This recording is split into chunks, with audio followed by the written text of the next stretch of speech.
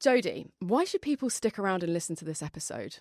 We are going to cover the counterintuitive way to achieve all your business goals, live your dream life without all the hustle and grind and all that graft that everyone believes that you have to have in place to achieve magic. You just don't need to do that. We're going to cover all of the stuff around that. And I feel like anyone watching is going to leave feeling this big sense of relief that they already have the answers. They don't need extra podcasts, books, apart from this one. Anything else, they have it all within them. Nice. Love it. All right. Sounds good. Let's dive in. So what does a counterintuitive method to achieving your goals actually look like? So I think what everyone believes they should do is they should start working, carry on, head towards this future that they might not know straight away, but they're going to take one step at a time and they're going to get there. And I think that way of doing things is actually wrong, and it doesn't really get you anywhere other than distracted. And I for sure started off this way. So when I first started my first business, I was 22. I was fresh out of university in a graduate scheme, and I was like, I just want to be self-employed because I want to work from my laptop and I want to travel the world and I want to just kind of do that online business thing and figure out a way of making it happen. And then as I started getting clients, I did not have the end in mind whatsoever. I just took step by step. It was like we took a client on board because they wanted to work with us. I took a team member on board because they seemed all right. And then I built this business up to the point where I was 3 years into it and I had not achieved any of the goals I'd set out to achieve because I was trapped in Birmingham, UK. I hadn't taken a holiday in 3 years, even though I set up the business to travel, and everything relied on me. And it was like, why am I doing this? I should have just got a job. I would have had more freedom in a job than starting my own business. And so I feel like it was that moment when I started thinking there's a different way of doing this. And that's when, helped actually by Michael Gerber's The E-Myth and Tim Ferriss's 4-Hour Work Week, I started planning what my dream life and business looked like and then worked back from there instead. Yeah, amazing. All right, so there's a few things I want to double click on there. One is you remind me of a recent LinkedIn post that I saw, which was people should stop building prisons and build businesses instead. And I think what you've said will resonate with so many people if, depending on where you're at in your business journey, you've actually built this prison around you with not being able to take a break, not being able to take holidays, or even if you can achieve that, you're still online, you're still thinking about it, you're not fully switched off. So that definitely resonates. And for context, fill in the gaps if people aren't aware already, you started a social media agency, which you then scaled and exited. So we'll talk about that journey as well. But let's stick on this theme of this counterintuitive approach to achieving your goals. So what stuck with you from those particular books that you read at that time? How did you approach things differently? I basically visualized my dream life. It was partly the 4-Hour Work Week and thinking, I just want to travel. I know that I want to travel. I know that I want to have a business that facilitates my life and not a business that costs me my life. And then the first exercise I actually did was I thought, okay, in practice, like I'm a very practical, logical, step-by-step structured person. Yeah. So I was like, this dream life, it sounds really airy-fairy, but how do I actually turn it into what I do every day, every other day, every week, every month, every year? And so I mapped that all out. It was like, what do I want to do every day? What do I want to do? Like if every month I want to have a city break, if every 3 months I want to have a month away, if every day I want to go and train twice and then I want to eat ice cream and then I want to have steak. It's like all the stupid things that seem like really small things, I had them all down on paper. Nice. And then after that, I then costed it out once I had the entire plan where I looked at it and I thought, if I lived this exact life, how happy would I feel? And I feel like I really felt it. Like I stared at that piece of paper and imagined me living that exact life with everything in that exact cadence. And when I costed it out, I was honestly amazed that it does not cost hardly anything. Yeah. It was like, this is so achievable. Yeah. You think that you have to be a millionaire to live like a millionaire, but you don't. You just don't, because most of the best things are actually free. Yeah, I saw something on that as well. I think there's something I want to kind of extract from what you said there is actually like the permission to stop and think about what you actually want and what your dream life looks like. And I think especially with social media comparisonitis, the kind of the green-eyed monster that comes out, it's so cliche, but it is like, what is your version of success? Does that mean monthly city breaks? Does that mean the odd ice cream? Like, what does that mean to you? And then converting that into those practical steps, as you say, another buzzword, but I genuinely believe it is one of the most empowering exercises, because you are taking back that power. What do you want? What do we need to achieve it? Break it down. And then exactly as you say, to a lot of people's surprise, it turns out sometimes it actually doesn't cost as much as you thought it might be, because you haven't even dared to go there and give yourself that permission to explore what your dream life would look like anyway. So absolutely love that. Do you prescribe to manifesting? You saying about stopping and visualizing? Kind of, yeah. Yeah. I feel like I'm in the early stages of that. I don't know all the ins and outs, but I know for sure that it's worked when I've done it. But I think that it all starts with starting from the end and then working backwards. And if I look back at anything I've ever achieved in my whole life, it's because I thought, what do I actually want? I created the stillness and the space to be able to think, what do I actually want? And then really pictured it in my mind, because this is the magical thing about your imagination. No one can stop you doing anything. If I imagine myself going on stage in a powerlifting competition, I'm a powerlifter, by the way, and lifting up a 200 kilo deadlift, no one can stop me doing that. It can happen in my mind. It's not like you need a permission slip to imagine something, but when you do it, you then start to really feel the kind of person you have to be able to do that thing. Such a powerful driver, isn't it? How we self-identify. It's magic. It is magic. But this has happened with powerlifting competitions where I've visualized it step by step, every single part of it. And then when I've actually turned up on the day, it's felt less like I'm going and lifting the weights and more like I'm stepping into a version of myself that's already done it. Yes. And it's mind-blowing. Love it. And someone, I talked about this at one point. And someone messaged me and said, but does this take away from the joy that you feel doing it? And I don't think it does. I think actually it makes you feel superhuman, because you're like, if I can do this, what else can I do? And then you apply it to other things. Yeah. And this is the same with traveling. This is the same with selling my agency as well. It all followed this same pattern. You accomplished what you conceived in your mind in the first place.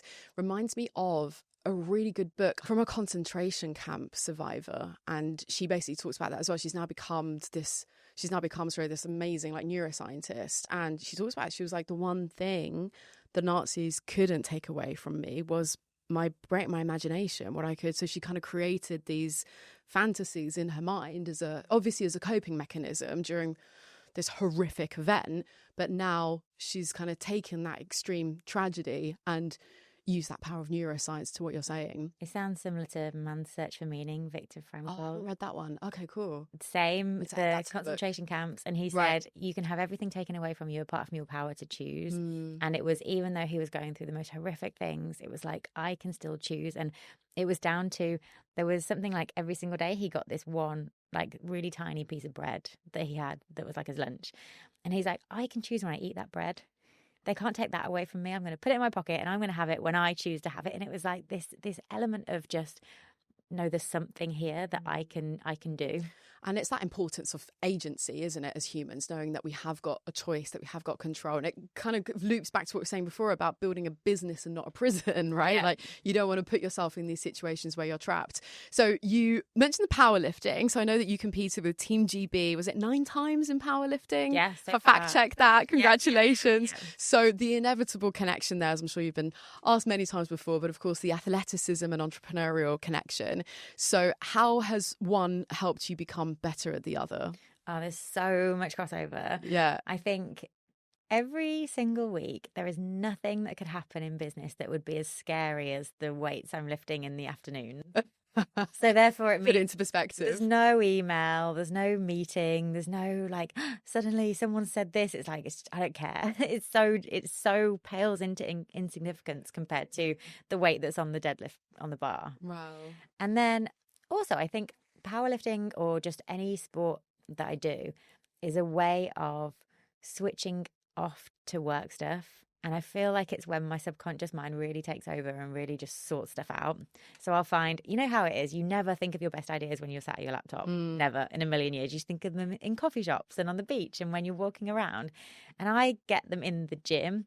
So it's because I'm away and I've handled whatever I've handled in the morning, and then I'm training and my mind is totally switched off to work because I don't check my phone while I'm lifting and I don't even think about work subconsciously. But my default mode network, I know, is working away. It's solving problems. It's doing all that stuff. It's creating patterns. And then the moment I get back at my laptop, it's like, oh, I have all the answers. And I don't think I would have that otherwise, because it's so easy to just never switch off and keep going on that prison in that kind of work conveyor belt that we think is the thing that we should be doing, like working all the time, putting all the hours in. Yeah. But I don't think that's the way. If you never lift your head, you never get that perspective. So good recommendation on that. I love it. That's incredible. I read that you're more likely to become a millionaire than to run a half marathon. So apparently the stats on this is the global world population of millionaires is 1%, which speaks to our current capitalist society. 0.1% have run a half marathon. So I know that you used to run a lot before, obviously super fit, super athletic. As someone who falls into that 0.1% category and who has done kind of both of these things, had business success, physical success, we need to kind of get deeper into this kind of success mindset. Okay. So we touched on, obviously, the visualization. What else? Quick one. So sorry to interrupt. I'm sure that you are on the edge of your seat listening to this interview. At least I hope so. I'm so aware of all the other podcasts that are already out there. So the fact that you've decided to tune in and listen to this one is not lost on me. If you can just go that one step further and hit that follow or subscribe button, doesn't cost a thing, takes 2 seconds. Now is your chance to do that. It means so much. Really appreciate your support. Thank you so much. Now let's get back to the interview. What else? Like, I love, the practical tips and tricks. What else can you talk to on like achieving the goals that you set for yourself? I didn't know that about those stats around millionaires and half marathons. But when I used to run half marathons, I think I really liked that it was so finite. It's like there's a distance. It's 13.1 miles. You know what that looks like because you run 1 mile. So therefore you times by 13.1 and that's what it looks like after that. And there's the finish line. There's the magic finish line. Yeah. So I think it's very similar. I think if someone is really good at running half marathons, they can probably be a millionaire as well by adapting that exact technique they use and working backwards. So when I used to be a runner, I would think about the race, think about the time I wanted to get, visualize the finish line. I learned this from Paula Radcliffe's book. So when I was running, I read her book. It's actually called How to Run, which is, useful. And she said when she's got a race in the diary, she will visualize the finish line. She will visualize the actual time that she wants to see above. She will visualize the faces of her family and friends like cheering her on, the weather, the sights that she's going to see, every single thing she'll have in her mind. And then when she's working backwards from there, she's planning out, okay, so if I want to get this time, how fast do I need to run 1 mile? How fast do I need to run a 10K? How fast do I need to, how much do I need to overreach before I do that half marathon? And it's almost like because she has this feeling of knowing that time is going to happen, it's inevitable, all this stuff's going to happen because I've seen it in my mind. When she works backwards, she's not really grafting. She's not really kind of she's just trying really hard. It's just taking that aligned action towards that outcome that you believe is true. Yeah. So then if you believe I'm a millionaire, I'm going to be either I'm going to be a millionaire or I'm a millionaire, whichever one feels like you can grasp it the most. Yeah. Then it's like, okay, so if I'm a millionaire, what have I done to get here? Yeah. How much revenue have I had? And then what revenue do I need to have in this year and then this year and then this year? And then what kind of service is that? What kind of customers are paying that? And then I think it all makes sense from working backwards. And then not only that, but that you then know exactly what you need to do because it just centers it. Yeah. So it's like find what you want to achieve, visualize it, feel it, and then think, who do I have to be to get that? And then put the actions in place from there. Yeah, I love it. It's no wonder why the business world takes so much inspiration from the world of athleticism. There's so much overlap, as you say yourself. And you remind me again how I actually saw, is it Tamara? No, not Tamara. Katerina Johnson-Thompson. Is that her name? Yeah. The heptathlete. Yeah. She spoke at an event a while ago, and She made it sound so simple. And it was very much, this is what I got to do. This is my training plan. This is my nutrition, my meal plan. All that's left is to execute on it. And I do this every day, and it's just kind of putting in the reps and following. Yeah, that's exactly what she said. She was like, success then becomes inevitable. Okay, two things I want to talk to you about. So one is operating from that state of future self. Yeah. And two, something you said there that got me excited was around normalizing success. Yes. So I have come across some of the most interesting, successful people that I've had the pleasure of meeting. It really is like no big deal to them. Like the achievements that they've had, whether it's business exits, whether it's the amount of money that they turn over, it's just so normalized. It's just genuinely, this is just my life. This is normal. This is how it's supposed to be. So I'd love to get your reaction to that before we talk about the future thing. Yeah. Sorry, there's a lot I want to talk about. So the biggest kind of professional achievement I've had is selling my agency, for sure. And I had the inkling that I wanted to sell it. And then the thing that I did to make it certain in my mind was I talked to other people who had already done that thing that I wanted to do. Because I think the moment you hang out with people who don't think it's possible, they'll tell you that they don't think it's possible, and that will infect your mind. And then you'll start acting like it's not possible, and then you'll never achieve it. So as soon as I realised that was what I wanted to do and I set that intention, first of all, the thing I did actually was I wrote myself a pretend check.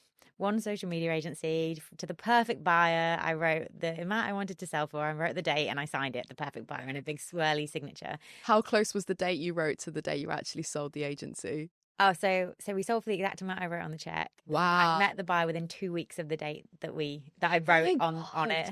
Was there any importance to the date that you set, or was it just a random It was date? random. It was at some point in the future, maybe about 6 months in the future. I love how the Brummy just came out in you there a little bit. Like, it's just random. Was it? That's so crazy. But it was like, I wrote it, I stared at it. Like I stared at this pretend check for a long, long time and imagined it coming true. And then I was like, imagine it. Like I don't even, they didn't buy us with a check. It was just a bank transfer. But it doesn't matter. It's what it signifies. They didn't give you a token, like giant check. But then I felt it. Like I really felt it everywhere. So powerful. And I also visualized myself telling other people, like, oh yeah, I've just sold my agency. And I actually visualized myself on stage saying, like, telling the story. Yeah. Wow. And then writing the book about it, which I then wrote as well about that.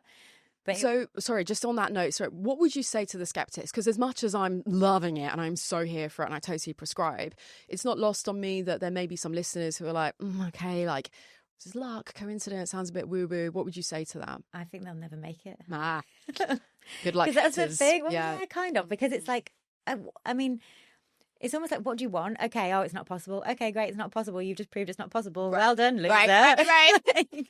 So, like, I'd rather just believe it was true.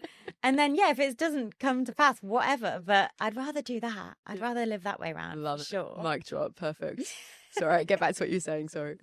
So, yeah, so I knew in my mind that it was slightly possible because I'd seen it in my imagination.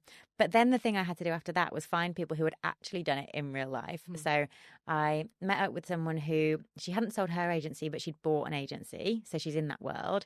Then I met up with someone else who I knew had sold their agency, who I was kind of vaguely connected to from some network thing a long time ago. And then those people, there was like those two, one other, they put me in touch with a consultant who prepared agencies for sale. And then he put me in touch with a broker who actually sold agencies. And when I saw this guy, he walked me through the process that's kind of like the Katarina Johnson-Thompson process, and the half marathon process, where it's like, okay, this is what we do. It's going to take about 6 months. In the first month, we're going to write a one-pager about your agency to sell it, to kind of position it for sale.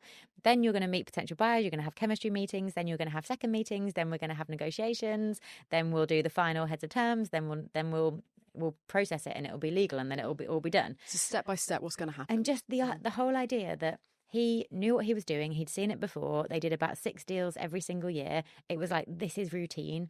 Similar to the powerlifting competition, it was like, all I now have to do is just follow along with this process, because I know it's possible. I've seen it in my mind. This guy's got the way, and therefore it's going to happen. Incredible. And there is so much confidence that's instilled when there is like the tried and tested recipe for it. Like, this is what you have to do. I think following a recipe. It was like that. But I feel like the most important thing was that because I had that unwavering belief that it was going to happen, it then dictated my actions. Yeah. So during that period, I was so just heads down. It was like, do you want to come to the park? No, I'm selling my agency. Do you want to do this? No. And it's so amazing.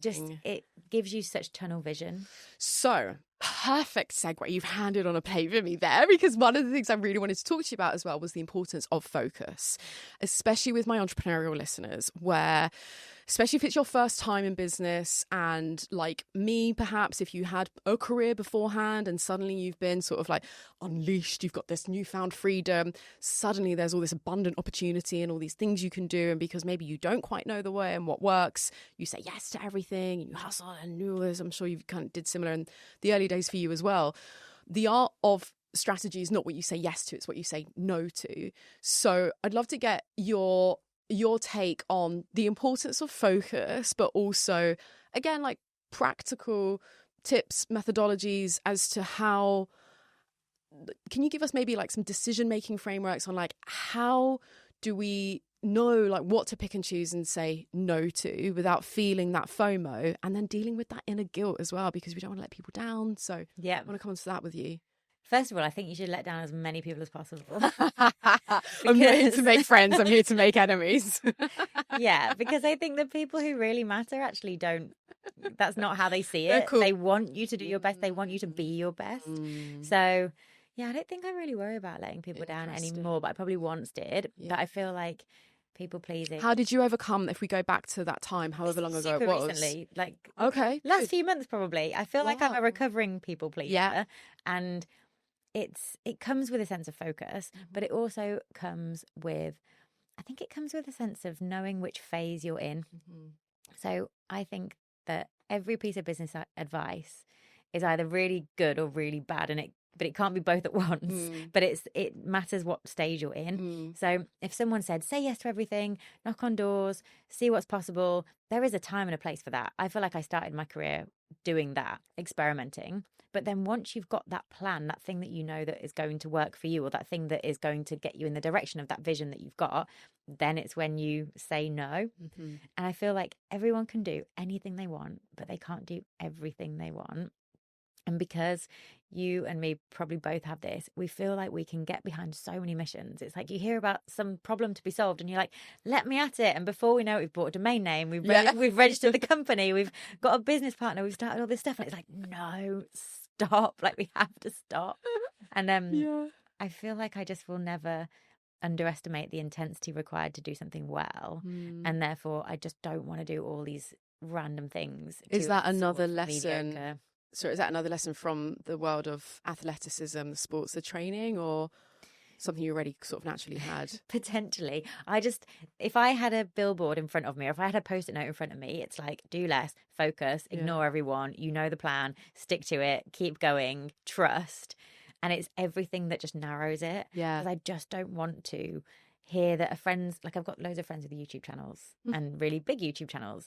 And so if I hang out with them, it's so natural that you're going to suddenly want to have a YouTube channel and you're going to want to do their thing. And then it's like, no, let me do my thing. Let's just stick to my thing, because I know this is going to work. Let them do their thing. I'm going to support them. I'm going to be so happy for them, but it doesn't mean that I need to have their life, because I know what I want. Yeah. I think that resonates with, I'm going to go out on a limb and say that is resonating with 100% of my listeners on this, for sure. I think all of us need that Post-it note in front of our face saying, focus, do less. Easier said than done. So how have you kind of been able to actually focus? So I try really hard to notice in my body when something is coming up that means I'm in some way feeling impatient or anxious or scrappy or something, and you probably know the physical signs of this happening. It might be like in your heart you feel a bit flustered. It might be you notice your heart rate's gone up. It might be that you kind of feel a bit like you get a headache or your head gets a bit fuzzy. And my head will get so fuzzy when I'm not clear on something. So then for me, it's noticing when I'm on my laptop and I'm in those loops of, oh, check this, check that, like fighting, going for the next dopamine hit. And there's always a dopamine hit to have because there's always some social media platform with some notification for you. So when I see that happening, I'm like, shut my freaking laptop. No. Put it as far away from me as possible. And then I would literally just sit there and breathe and meditate and be like, get back, like kind of come back to my breath, come back to my body, and then think, this is like, what do I actually want? And who do I actually want to be? And then reconnect to that higher purpose, higher vision that then makes everything else all make sense. I think that, again, it relates to 100% of what everyone goes through in the world of work at the moment. Another book, actually, I didn't expect it to be like citing so many different books here in this conversation, but 4,000 Weeks by Oliver Burkeman. Wow. Like life changing. And there was this one particular line that stuck with me, which was, you need to break the addiction to ticking things off your to-do list. Yeah. And I think if you are like high achieving, that addicted to busyness, and like I've not, hands up, like I haven't overcome this myself, right? That feeling that you, it's almost like that really jittery, unsatisfying feeling. It's just that kind of the busyness, but not actually being productive. I'm sure all of us, I've been in that situation many, many, many times. You get to the end of your day and you're like, I feel like I've done lots of stuff, but like, how have I actually moved the needle? So 2 things you could do is, if you feel like your inbox is getting on top of you, select all, delete, and then anything that's important will come back. That's brave. That's a bold move. But is it though? Is it? Because if it's controlling your mind and it's not giving you the blank space, you don't need to respond to everyone. Yeah. If someone really needs you, they will find another way of getting to you, or they will follow you up. And then if you're looking at your to-do list and it's controlling you, freaking rip it up.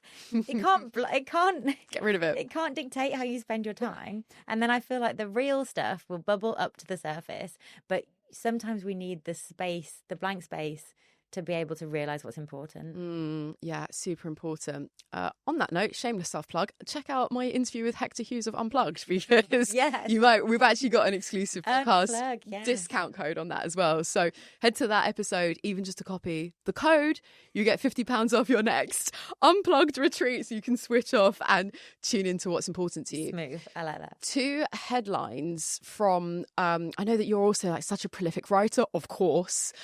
You've like authored 1 million books, powerlifted, sold your business, so definitely on track to world domination. But I read 2 particular headlines that really stood out to me, which was stop waiting to be saved and stop overcomplicating success. Yeah. So I would love for you to expand on both of those. I think how I started out trying to get people to notice me was I knocked on doors and asked them to, and kind of asked to be picked and asked to be chosen. And one specific thing I did this with was book publishers. And I think before I had a book published, I probably emailed like 100 different people about getting a book published. And then the first time I actually got a book published, so all of that led nowhere. The first time I actually got a book published, the book publisher emailed me and asked me if I would write this book that she could then publish under this huge publishing house. Wow. And the reason that the power flipped, the reason that whole relationship flipped, was because I had just thought, forget this whole knocking on doors, I'm just going to write my own book. I don't need anyone else. And so my first like 6 books, they were kind of more like, they were small books. They were called the 50 Great Ideas series. It was 50 great ideas for LinkedIn, Twitter, Instagram, digital PR, and SEO. Nice. And it was those, maybe I didn't say Facebook. Anyway, there were 6 books, but it was all to do with promoting my agency. So I wrote them, we had them printed, and we would hand them out to potential clients, and they would get in touch, and that would be how we got a lot of clients. So they were on Amazon. And the one that was 50 Great Ideas for Instagram, a book publisher had been researching books about Instagram because she wanted someone to be her author for this Instagram book. She'd found mine. And then she'd got in touch to say, hey, we've got this book idea, Instagram Rules, it's called. Do you want to write it? And I'm like, yeah. So the publishing contract came without me even trying. But it was because it was like, you can't create things from here. You're trying to get here, but you're here. It's almost like you have to put yourself here, and then you're on the same energetic frequency as all the things you want to attract in, and then you attract them in. It's like it doesn't work the other way around. Yeah. And it took me so long to learn that lesson. Wow. And that does speak to both of those headlines, right? Like, stop waiting to be saved and stop overcomplicating success is actually like, take action. No one's going to come and save you. Yeah. And don't overcomplicate it. If that's what you want to do, is speaks into that clarity of the goals. So if you've created that space to know what you want in the first place, you don't need to overcomplicate it. You don't need to fall into that victim mentality. Take action, be proactive. And then what you're saying about the energetic frequencies, that kind of links back into the manifesting, right? So you're saying before you're just getting into it, but I think we've got a queen manifestor. The lingo. Yeah. Well, I feel like you don't get what you want, you get what you are. So it's like, if you, I want to be a writer, okay, well, you're going to keep wanting to be a writer if you don't do anything about it. But if you're like, I'm a writer, what does a writer do? They write. So then you write your book, and then all of a sudden you are a writer, and now you have a publisher as well. Incredible. This is similar with relationships as well. So a really good friend wants to meet his like future wife, and I was like, describe her to me, like, let's manifest her, just describe her to me. He sent me probably the longest WhatsApp message I've ever received of all her like qualities and what she's like as a person. Like, he had really thought about this. And so I looked at that message and I was like, this is all possible, but what's on her list? What's the kind of guy that you have to be to manifest a woman like that? Because she sounds great, but are you on that energetic frequency? And then he's like, oh yeah. And so if you want to attract a high value man, be a high value woman. If you want to attract, like, it's the same. It's you attract what you already are, and then that maybe changed how we thought about it a little bit, because you can't just have a list without being it yourself. Yeah, super powerful. That makes total sense.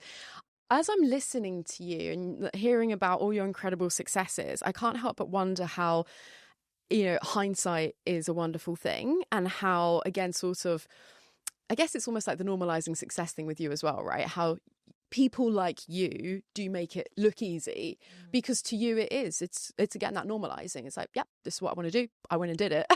Yeah. But of course, the reality isn't like that. So I'm curious to get into a little bit of the nitty gritty around, have there been any challenges or moments of self-doubt where it wasn't as easy and straightforward as it maybe seems on the surface? Like a turn, yeah. Okay. And that's reassuring. Yeah. Always. Like, I think I'm just figuring out as I go along. And then because I write a lot and because I process a lot, I look back and I'm like, oh, that led to that. It's like the Steve Jobs quote about, you can only join the dots looking backwards. Exactly. Not going forward. Nothing makes sense at the time at all. Yeah. But then I think one of my favourite books is Oprah Winfrey, What I Know for Sure. This is just like a massive book recommendation, so I love this. So amazing. And so that book is awesome, and that line, just that what I know for sure, is something I go back to time and time again. And every time I journal, that is the line at the top. What do I know for sure? So when something is going wrong in business or training or anything else, it's like, what do I know for sure? And I try and find the truth. And so when I was trying to sell my agency, thinking, is this possible? Like, what's going on? And then it's like, what do I know for sure? People have done this. Someone in the world has figured this out.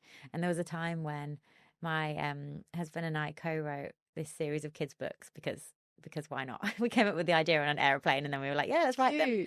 And we wanted to find someone who could sponsor the books into every primary school in the UK, because we had this big vision of giving every kid an entrepreneurial role model, because that's what the books are about. Amazing. And the what I know for sure was, there is one person who could just say yes to this, and all we have to do is find that one person, and everyone else in the world who says it's not possible doesn't matter, and everyone else in the world who we're going to meet who's going to say no eventually doesn't matter. All that matters is that we keep going until we get to that one person. And I think that question really helps me, because you can then find the thing that's true, and then that helps you ignore everything else. The evidence to back up your idea, and it kind of reassurance that it's possible. Yeah. And especially motivating. Especially if you get someone else saying to you, like, I avoid naysayers at all costs, and I don't really hang out with people who would try and kind of put a lid on me. Yeah, of course. But if you do get that, and if someone's like, oh, you can't do it, then really it's like, no, you can't do it. Don't project your feelings of like not being able to make it happen on me, because I can do it, and I'm going to get away from this as far as possible. Yeah. There's a technique actually that a friend taught me that her dad taught her when she was really young. And it's this bell jar technique. So you imagine that you've got this bell jar on you and all the like kind of the nose, all the negativity, all the stuff, it's like just bouncing off you and you're there untouchable because you've got your bell jar and nothing can reach you. And I've done that so many times. Nice. I feel like visualization and using your brain is such a powerful skill that you have as well. It sounds like such a natural kind of like superpower of yours. You mentioned, obviously we've covered so many amazing book recommendations already, but are there any other shows, podcasts, other individuals, any other external influences that have also helped? I mean, you just mentioned there, like your friend's dad, right?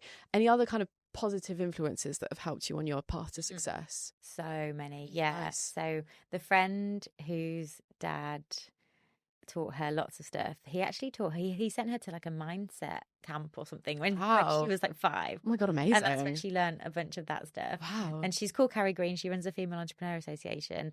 And we've been friends since 2012. And she's, for all that time, produced a podcast episode every single Tuesday. So this is 13 years now. Wow. Hasn't missed one at all. And has she really taught me the power of like consistency, just showing up, because you've got this overriding mission, which is to support women building their businesses. And then she's just been doing that again and again and again. And she's got one of the most successful long-term businesses of anyone I know. And then I've recently started co-hosting a podcast called The Future with Chris Doe, who was in the personal branding space way before it was cool. Yeah. And he's just awesome. And he's got this amazingly awesome just way of thinking in such a clear way, to the point where, because I feel like inside he's just a really good person, and because he knows his stuff, and because he practices what he preaches, whatever he recommends that I do, I'm just like, okay. Trust you implicitly, let's do it. Yeah. And I think at first I had the resistance to it, but now I'm like, no, I think he's probably right. And this can be really trivial stuff. Like I used to have a private Instagram. I just made it private because I was like, I'm not updating it. I don't want to feel like I have to update it, and therefore it's private. And when he first said, oh, what's your Instagram? I was like, oh, it's private. He's like, why is it private? He's like, and I told him that. And he was like, you don't have to do anything. Just because your Instagram's public, it doesn't mean that you have to update it. So it's just the people who really inspire me are the people who can go, I see what you're saying, but what you're saying is this means that. And actually this doesn't mean that. So they uncouple it. And then you can be like, oh yeah, I'm free. And then you go forward and you feel like it's on your terms in a way that makes sense. Yeah. These rules that we make up for ourselves, right? They're wrong. That we don't even stop to even think like where that comes from, or even to question it. Like there's these things that we sort of accept. I mean, the way as a mentor to MBA students in entrepreneurship that I mentioned to you before, I mean, that role, super satisfying and eye-opening, has shown me more than anything how much we can get in our own way. How much, whether it is just our beliefs, narratives, how we self-identify. And then once, like anything, once you notice it, you then see it everywhere. So even in the way, I've had other guests as well, for example, the way that they phrase certain things. Oh, I'm not the sort of person. So one of the most powerful phrases, oh, I'm not the sort of person that gets up early and goes for a run, which I'm not, but somehow I made it to a run club this morning. Yes. So. I love that. One of the other things that I read, sticking again with this really cool theme, I read that you said your superpower is helping others find theirs. I'd love to maybe try like a live exercise or a way that you help other people to find their superpower. So is there anything that we could do for fun here now? Anything you can share? Anything you want to do on me? Yes. Cool. Sure. So if you're not watching and only listening, Jodie's face just lit up. So I think a lot about this concept of ace cards.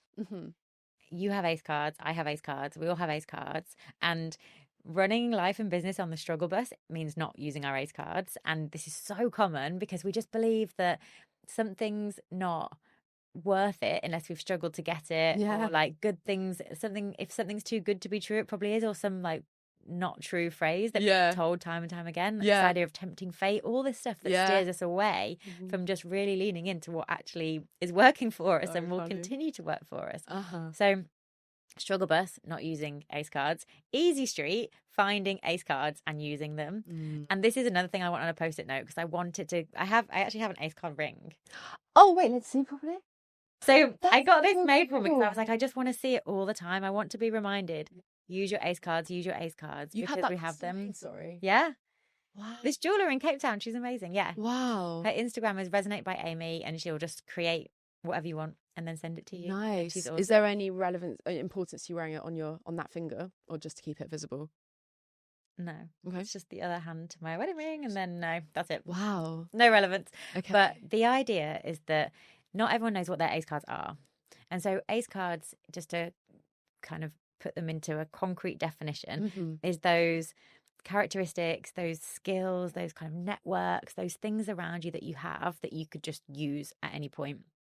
And one way of finding your ace cards, one kind of counterintuitive way of finding your ace cards, is looking at the insults that people have given you in the past. Because when someone gives you an insult, it's not really about you. It's about them. It's about them feeling threatened for something that you are showing them that they can't see in themselves. So when I used to have a job in a pizza restaurant, there was a guy called Kieran, and Kieran was a bit of a knobhead. And he used to tell me that I had really massive arms and they were really, really horrible. And he'd be like, Team GB powerlifter right here. Like, do you work out? And I'd be like, no, I don't work out. And then, because I really didn't at the time. And he's like, they're really big for a girl. And he used to kind of like go like this to me and be like, oh, they're really big. What a douche. Yeah. And I really thought like, oh, this is like, what do I do? Like I probably tried to cover them up. Maybe I tried to lose weight. Maybe I didn't wear like tank tops because I was just like, oh, I need to hide my hideous arms. And then as soon as I realized, no, this is my ace card. Like, yeah, I do have huge arms, but this is a good thing. And as soon as I started bench pressing, that's when I realized that insult was actually an ace card.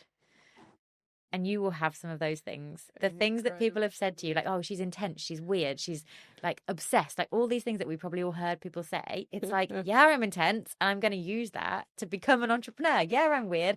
I'm going to use that to find my tribe. Have you got any coming to mind? Oh, 100.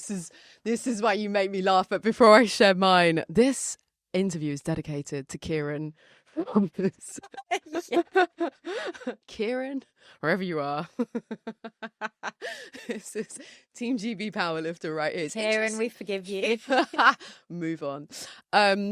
It's interesting you already kind of had obviously like that sort of natural quality anyway that set you up for success in that field. So before you were even powerlifting, you already had like a strong upper body. And then I recently found out that my dad's nickname at college was Arms.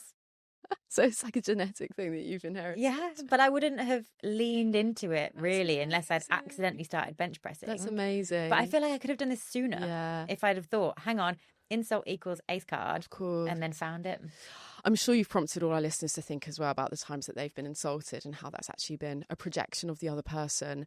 And I love obviously so much how you've turned that into such a literal and metaphorical strength of yours, because I think especially as women, anything to do with our physical appearance, especially if it's coming from a knob, like it would be so easy to live with that, to internalize it, and to like, you know, to this day I still cover up parts of my body. I'm still like self-conscious about certain things. So I love that you've overcome it. You ask if that's ever happened to me. And this is hilarious. One of the insults I had, which was just the immediate thing that came to mind when you said that, was that I asked too many questions. Oh my goodness, yes. How funny is that? And I'm now here. You are owning it. Top 20 business host. Yep. Yep. This is huge. Like accomplished host, public speak presenter, interviewer. So that is hilarious. You can see the LinkedIn post already. Yes. Hilarious. Listeners, if this has prompted anything for you, leave us a comment. We'd love to hear from you. What is an insult that is actually your ace card? Definitely let us know. I have at least one more question on this amazing theme around sort of success mindset and being our best selves. I recently came across an amazing quote that I just want to get your reaction to, but also I really want to just share this quote with my listeners as well, which is, let's see if I can get this right. Kept from our goals, not by obstacles, but by a clearer path to a lesser goal. And I know this sort of links back a little bit to what we were saying around distractions and focus and also the visualizing as well, right? So just to repeat that, we're kept from our goals, not by obstacles, but by a clearer path to a lesser goal. I've heard it before. I'm trying to remember. How cool is that? 100%. That's it. I think that we are surrounded by so much media, we're surrounded by so many influencers, we're surrounded by so many people with their top of funnel content trying to get us down their funnels. And I know this because I create funnels. Yeah. Like, this is how it works. It's like you tell someone that they have a problem and then you tell them how to solve it to the point where your solution is the only one that they possibly need. So it's no surprise that if we're scrolling social media, we're just consuming other people's top of funnel content, and all the top of funnel content is telling you you've got a problem, you need to change tack. So much of it is about ignoring that and coming back to what's my goal, what do I want, putting your own needs forward and then ignoring everything else. And I think that is why it's so important to do that, I think, is because if you're a marketer especially, because we all want to get better at online writing, knowing how to sell, using, like, taking inspiration, but we don't want to fall into the funnels ourselves. We just want to study it. But I feel like you're not going to be able to take a step back and study it unless you know what you want. It's like, if you don't take control of your life, someone else will do it for you. It's like, if you don't, and we have that knowledge as marketeers, we know the game, we know how it works, we know those tips and tricks and those hacks and those systems, that we have a bit more of that awareness as to, like, oh, okay, this is how you're directing me, those nudges, those manipulations. So we do have more of an awareness on that. But I think it really just speaks to also, again, creating that space to really get clear on what it is that you want, and again, giving yourself permission to create that space. To then be able to start developing that clarity for that goal, to then be able to kind of siphon out all those distractions. I think a really good way to notice if you're living your business goals and business dreams, or if you're not clear on them, is how often you get talked to about, like, joint ventures or collaborations. Because I think that someone who is so clear what they want and they're going in that direction, they don't really get that. Someone doesn't want to someone is so clear what they're doing that they don't want to move them off track. Because they're like, no, they're doing their thing. I know what they're doing. I want to support them. I want to do stuff that aligns, but I'm not going to try and say to them, hey, I've got this business idea, join me in it. Whereas someone who is getting constantly like, come and join my venture, come and set this up. It's like they're clearly not clear enough in their own. I think I did this quite a bit in the first few years of my agency, because how I had it then would be so different to how I do one now. So right now, if I was going to start an agency from scratch, I would build brand first, put content out. Like, I've had a Forbes column for 7 years. I had an agency for a couple of those years, and I never once wrote about social media on my Forbes column. And now I write a post about LinkedIn on Forbes every single day. It's like I didn't see the ace cards that were right in front of me, and I was too focused on kind of like prospecting and writing proposals and doing stuff for people that took me in all these different directions around what kind of clients we had, rather than going, no, I'm going to build my brand, I'm going to put my work out there, and I'm going to attract in the type of clients I want, and then I'm going to pick and choose which ones I want to work with. They are such different strategies. But because I wasn't so clear on what the end goal was, then it meant I was just like, woo, everywhere. Or also even just clear on, again, those ace cards that you've got in front of you that you can use. And I really think there's everything you said has resonated so much, but in particular, that feeling of kind of being worthy and deserving of success because you've struggled to get it. And it's kind of that, I'm drawing that connection as well there with the Forbes column overlapping with having the agency, where it was almost like, it's just too easy, right? I don't know if that was subconsciously, but like, oh no, that's right here. That's right. Why would I do that? Like, it didn't, I don't know how it didn't even occur to me. No, I get it. I do get it. I've been in situations as well where it was like, that was such an obvious, but we don't go. I think maybe there's something there in just like the high achievers, the ambitious type A personality, where it's like, no, because I think there is like, we want to struggle, you know, and again, whether it is business or the physical strength, the athleticism side with you as well, where it's like, it doesn't, you know, what comes to mind is I remember once in a role I had so many years ago where my bosses were just like, she's just obviously like a firecracker. Like, there's two types of talent if you're employing people. There's the majority you need to crack the whip on, and there's some that you need to put the brakes on. And I didn't realise that actually all the best bosses that I had kind of put the brakes on me. And it wasn't until I set up my first business, and again, that newfound freedom, where I was like, let me loose. Didn't realise it was a fast track recipe for burnout, obviously. Whereas these bosses had been, you know, I didn't realize it at the time, but they'd been helping me to actually work sustainably. But anyway, my point is that this is just a random memory that I'm not sure is going to make it into the final cut here. But one year it was my birthday, and a particular boss, he was quite fond of me at the time, was really, really surprised at how I was just like, you know, just super nonchalant about it. Like, I didn't talk about it. I didn't really want much attention. It was just like, yeah, I'm not 7 years old anymore, you know? And he was just really surprised. He was just kind of like, and that was just a particular moment that stood in my memory of, it opened up this interesting conversation. I was like, well, I haven't done anything to deserve this. And he had the similar look on his face to yours, just there with me saying it now. And he was like, oh, and I could see the pieces of the puzzle click together for him. He was like, oh, like that does make sense. I didn't even realize it until that conversation come up, right? Yeah. But I was like, I didn't do anything. If anything, you know, I think everyone's birthday should actually be a celebration of their mum. Yeah. You know what I mean? It's like, I haven't done anything to deserve this, you know? And so that just comes to mind as well here with like, I haven't earned this. I haven't put in the reps. I haven't put in all the training, the hard graft, all the rest of it. Yeah. To enjoy this success. Yep. And, you know, victory is only as sweet as whatever the phrase is, like as sweet as like the journey was to get there, you know?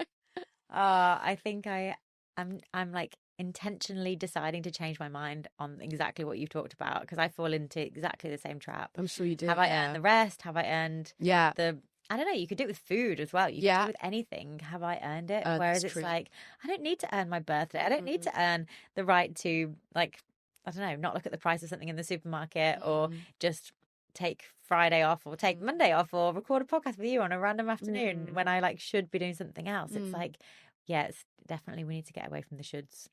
Although I say that, and then a pattern that's come up recently is that I spent because I'm full nomad, so I live out of my suitcase and move every 1 to 2 to 3 months. I read you said all your life belongings fits into one suitcase. Yeah, everything. So cool. Yeah, and I just spent 2 months in Lisbon, and the friends I was hanging out with in Lisbon, they are all in their 30s like me, and many of them are either on sabbatical or they're on maternity, or they're kind of in the process of getting pregnant and being on maternity.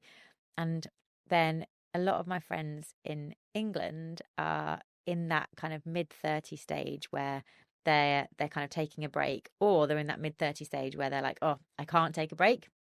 And the difference between those camps, the I can take a break and I can't take a break, is how much they grafted in their 20s. Yeah. That's the one thing that ties them together. Yeah. So then it's like, yeah, so you don't need to graft to earn the stuff. But then it does make you feel better. You actually look at the compound benefits of putting the work in again and again and again. Yeah. You are going to reap the rewards of this at some point. Yeah. And then when you get there, you can recognize it and you get this relief. I think that's the big sense I get from the people who are chilling out. It's like, I don't need to do this anymore. I've put the work in, I earned it, and now I can chill out. My mind goes to a similar place on this as well, right? Because as much as I'm loving these positive messages around, like, you don't need to earn rest, like rest is not a treat. You don't need to be like killing yourself to just kind of take a break. And I fully prescribe to that, and I think that's fantastic. But then I can't help but also recognize the satisfaction that does come from the graft. Yeah. And again, business, physical, you know, in whatever space. It's like, I've just, you know, this is really rare for me as well, but I've basically gone like a week without working out and I feel horrible. Hence the early run club this morning. I'm like, and I need to feel that, you know, there's kind of like, of course you would know better than anyone, like there's kind of like a good pain in your muscles. There's like a good tired. There's like, oh, I really feel like I've tested myself. I really feel like I've stretched myself. Yeah. In whatever capacity. Yeah. So that's where my mind goes as well, where I'm kind of like, I don't want to go too soft. I don't want to go too easy. And especially like this is a podcast for entrepreneurs, right? And we do need to hustle and put in the work and everything else. I feel like it all comes down to visualizing the end, knowing what you're doing it all for. And the end doesn't have to be an end. The end could just be the lifestyle. It could be the day-to-day. Like, I'm really big on the day-to-day. I almost don't actually care about I don't care about the idea of never making my goals, as long as every single day I'm like, I'm looking forward to this day. I love living this day. Yeah, amazing. And then I think once you've got that so clear in your mind, every action that you take feels like a aligned action. So then it doesn't feel like anything that you really need to take a break from. Yeah. Love that. But I for sure would struggle with the motivation to train if I didn't have competitions in the diary. Yeah. Or if I didn't have, like, at the moment, I feel like I have my dream physique, but it's because I planned in my head, what do I want my dream physique to look like? Yeah. And it's the physique of a CrossFitter. Yeah. Because they look awesome, like the kind of broad shoulders, like amazing, like bulbous abs that they get from GHD sit-ups. And I'm like, that's what I want to look like. Yeah. So therefore, if I've got that plan, if I can imagine what I'm going to look like in the mirror looking like that, how do I have to train to get that physique? Have you ever had to overcome any self-sabotaging habits? Like again, just kind of like easier said than done in terms of like, this is my training plan, this is what I need to eat. But like, have you ever, I don't know, just kind of like do something that you know is not right, is not part of the plan, whether it is, I mean, I also heard that you don't have Netflix, so I know that you wouldn't like The TV. Yeah, exactly. So you don't do that, but whether it is, I don't know, like doom scrolling, binge eating, like alcohol, whatever. Like we've just all got these human weaknesses that derail us. Yeah. So not with food, because I compete in a weight category. So if I don't make weight, I can't compete. It's not like it's just fine. Like it would just wouldn't work out. I think not with alcohol, because I stopped drinking alcohol about 12 years ago. Like with doom scrolling, with the stuff where it's like, you find yourself falling into those patterns. The thing I try and do so quickly is notice when I'm in it, just getting that tiny second of awareness. So I try and put things in place where it's like that, no, what are you doing? This isn't what you want all the time. And that might be telling my husband, like, if you see me on my phone, just like slap it out of my hands. Or it might be stuff like taking a bank card instead of your phone when you go out for dinner, so that you don't have to pick it up and use it. It might be getting an Oyster card instead of your phone. It might be, it's mainly our phones. Because that's exactly. Mainly that's the dopamine. The biggest vice. That's the thing that we pick it up, and then all of a sudden it's like an hour's gone. Yeah, 100%. So I think it also speaks, I think what I'm getting at as well, there is that self-discipline, right? And it's like, we can't rely on that 100% of the time. I mean, you maybe, and I would not be surprised if you can, but even like you kind of joking about like, husband, like knock it out my hand. If you, sometimes we need either that accountability or an app or an external something to make sure that we hold ourselves accountable to those goals. A really nice way I've heard it talked about is your higher desire.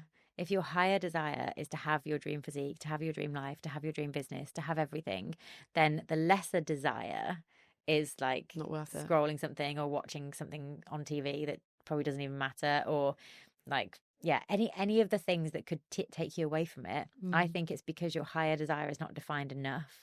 And it's similar to the quote that you said, we're kept from our goals not through obstacles, but through a clearer path to a lesser goal. So there's a clearer path to scrolling Instagram. Exactly. There's a clearer path to some kind of Netflix show. Exactly. And if the clear path to your higher desire is actually not that clear, then that's the problem to solve. Yeah.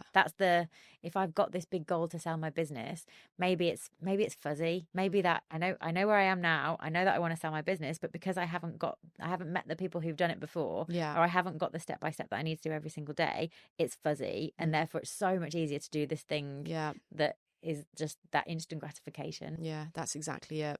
Jodie, you're so right. And it's so, so important to say that in the here and now as well, because again, I'm predicting that 100% of our listeners are going to relate to that as well, because I think we're all kind of a victim to, it's just, especially, again, our phones, social media, like these are next level manipulation devices. Yeah, we were talking before about, okay, you're saying like marketing funnels, for example, but like, actually there's no way, no human has the self-discipline other than Jodie Cook to overcome the powers of these manipulative social media, unless we delete them or inbox zero or have these other things. I think it takes a second. It's a pattern interrupt of just, what am I doing? Yeah. And then go. That pattern interrupt. Yeah, super powerful.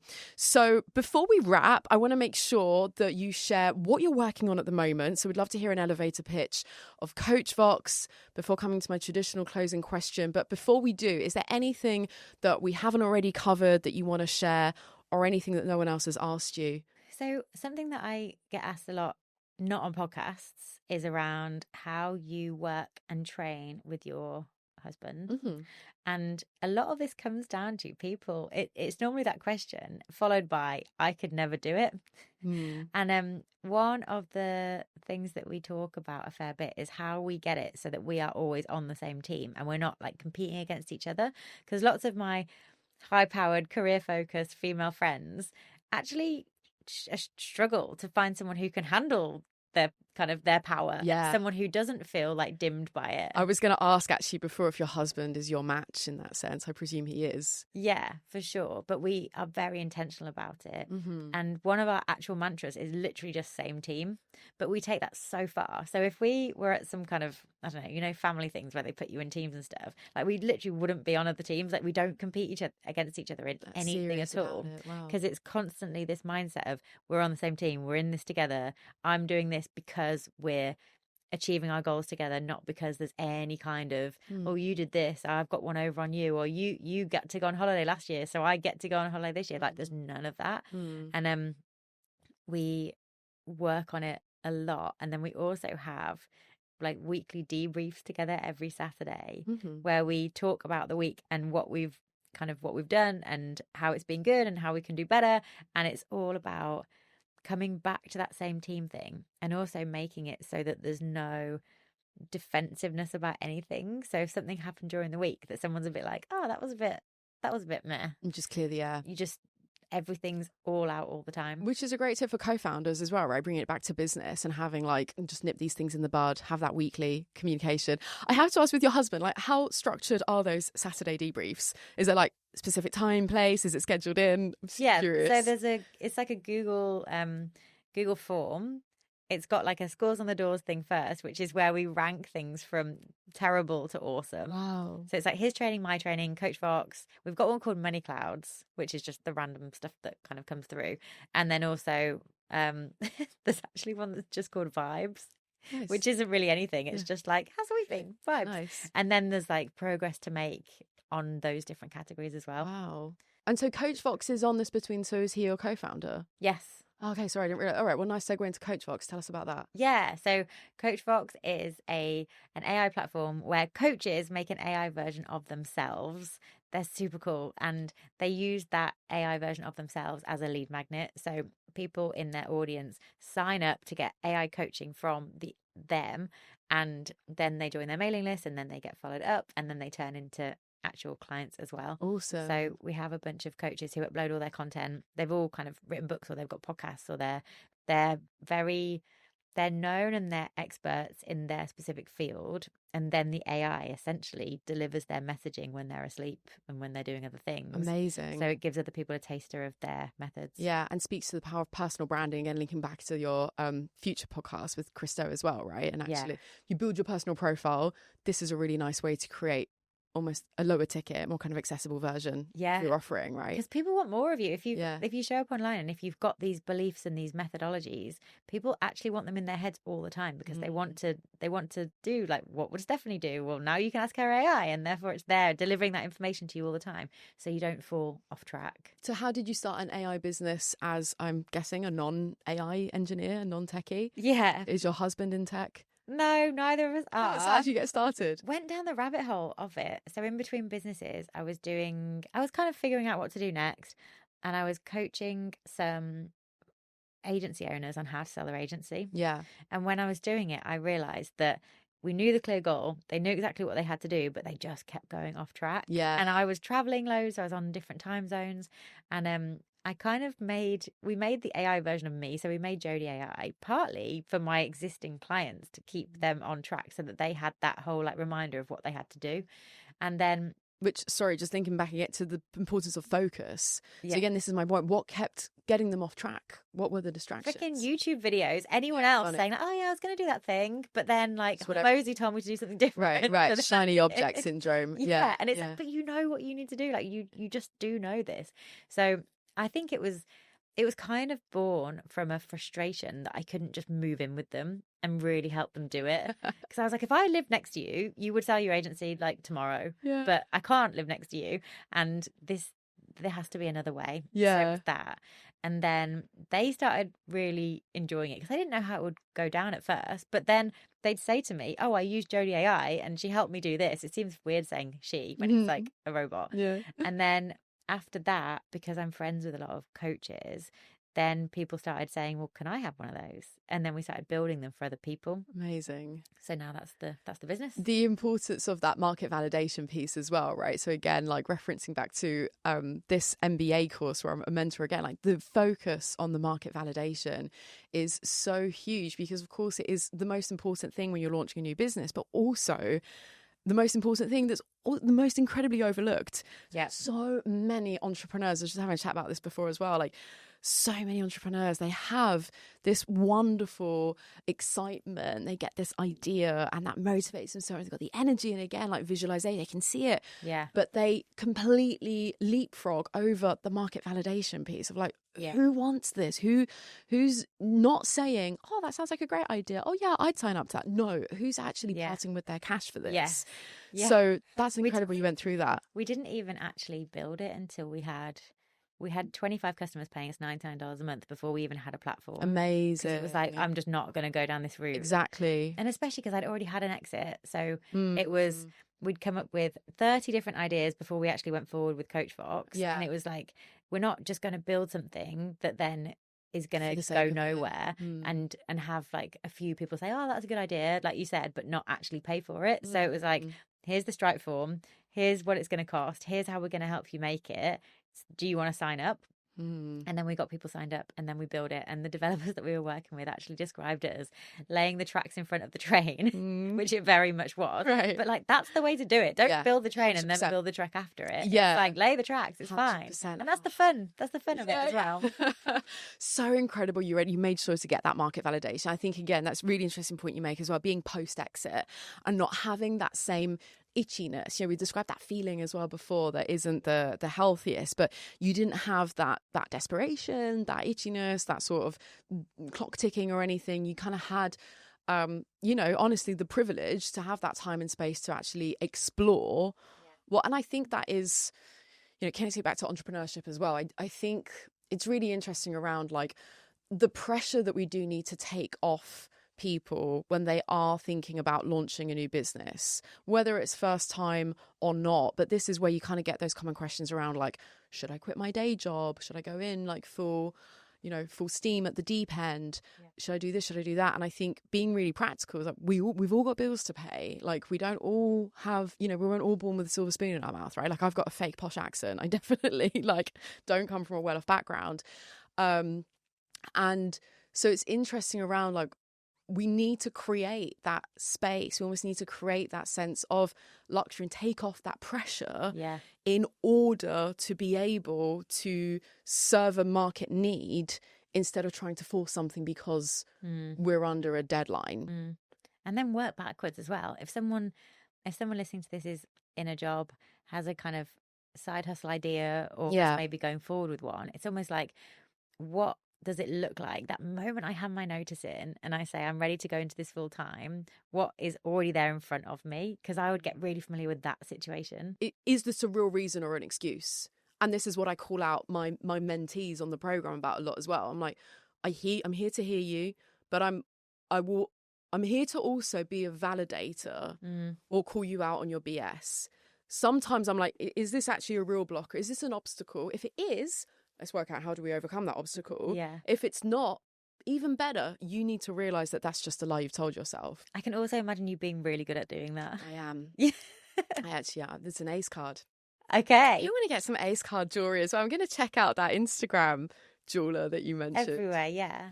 So the story that you just said reminds me of a friend who used to work for Apple, and her job in Apple was to go to people who had an app on the App Store and tell them how they could make their app better to get more downloads, which was their goal. Nice. And so she would go into meetings with, it was her, and she had a kind of person in her team who she described as a bit abrasive. And so they would go to these startups and they would say, okay, we've looked at your app. This is a list of things that you need to do to get more downloads. This is how it works. And sometimes the people who own the app would get really defensive. Yeah. And they'd be like, oh, but we've tried that. Or they'd be like, oh, no, well, we can't do that because of that. And they would come up with all these excuses.